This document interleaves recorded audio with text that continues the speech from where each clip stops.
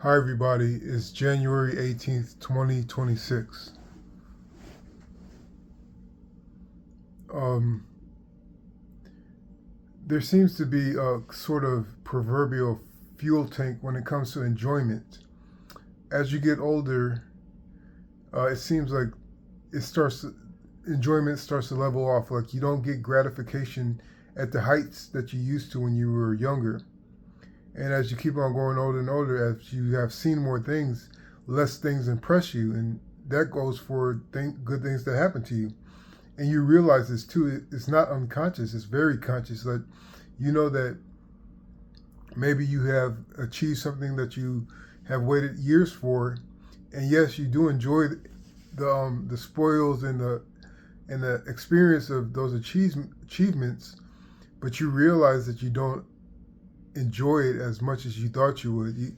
There's still lots of stuff on your mind. There's still bitterness from the past. There's still loose ends that still bug you and take your attention away from this accomplishment, this achievement, and your enjoyment it just seems to dwindle further and further as you get older. And how I've come to terms with that is that um, waiting until you're in the quiet times. When you wait until you're in the quiet times and you allow the quietness to seep into you, where you don't need noise to distract yourself, where you don't need the conversation to validate yourself or whatever. When you are in the quiet times, that's when your enjoyment comes. When things are at peace, when your mind isn't bugging you, when you don't feel any discomfort.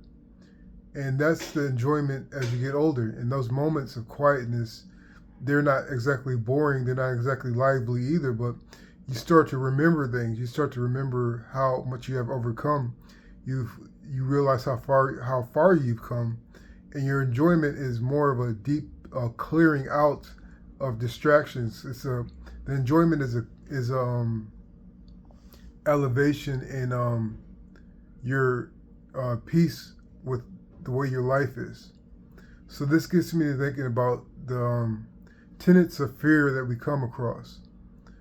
Uh, so the first would be when you realize that you have some hangups, when you realize that you aren't exactly confident in yourself, you fear that when you are put to the test, you are going to disappoint yourself. You fear that you are going to um, feel underwhelmed or disgusted by yourself. And so you avoid knowing yourself. You avoid looking inside. You like I said, you entertain distractions in order to pull your attention away from what you feel is unflattering about yourself. And and you're not unconscious. Again, you're not unconscious of this. You are very conscious that you are avoiding your inner reality because you feel like once you see it, you're not going to feel good about yourself. You're going to feel diminished compared to yourself and to the certain people that you compare yourself with. And what I've come to know is that before looking at yourself, before stopping and reflecting on yourself, just realize that you can't escape yourself. Just like you can't escape life, you can't escape God, you can't escape yourself.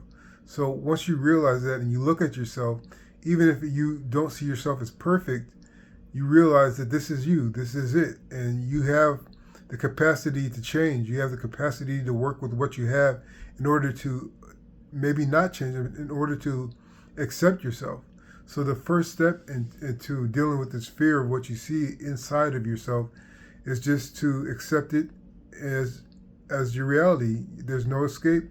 There's nothing you could do to forego who you are at this point, and you necessarily can't even tell all of who you are uh, at any times because your awareness isn't that broad.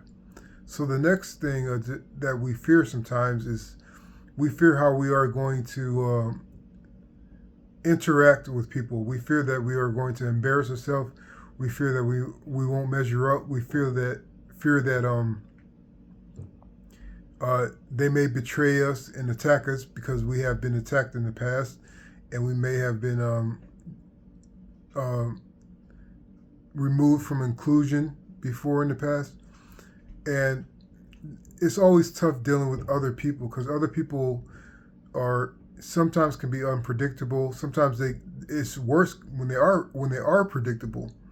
But the way to deal with interactions that you have with people in terms of feeling wanted or feeling respected is just to realize that you are going to be an honest person. You are going to be a giving person and a kind person and a accommodating person with good communication, and that's all you can do.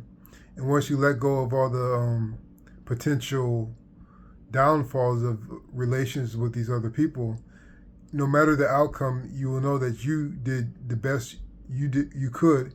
You were the best version of yourself because you didn't let your fear or your anxiety overcome you.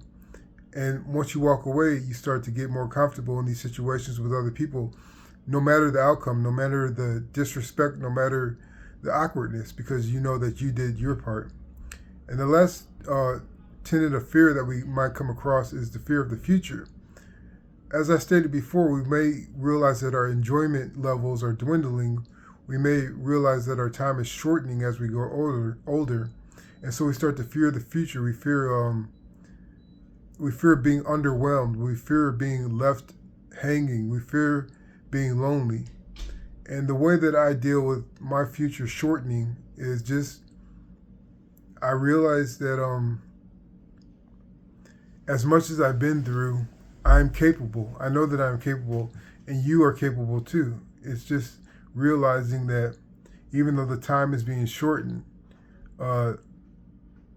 finding the moments and achieving what you can achieve, and always setting something up in front of you that you have to, in order to find little parts of yourself, just basically enjoying the life that you have. It doesn't have to be grand, it doesn't have to be small. Enjoying what you have at hand and working with it and reflecting and having moments of peace, having moments of celebration, all of that still goes on in your life is precious. And even though we may not be celebrating or having peace at all times, when they do come, it's time to acknowledge that and enjoy it.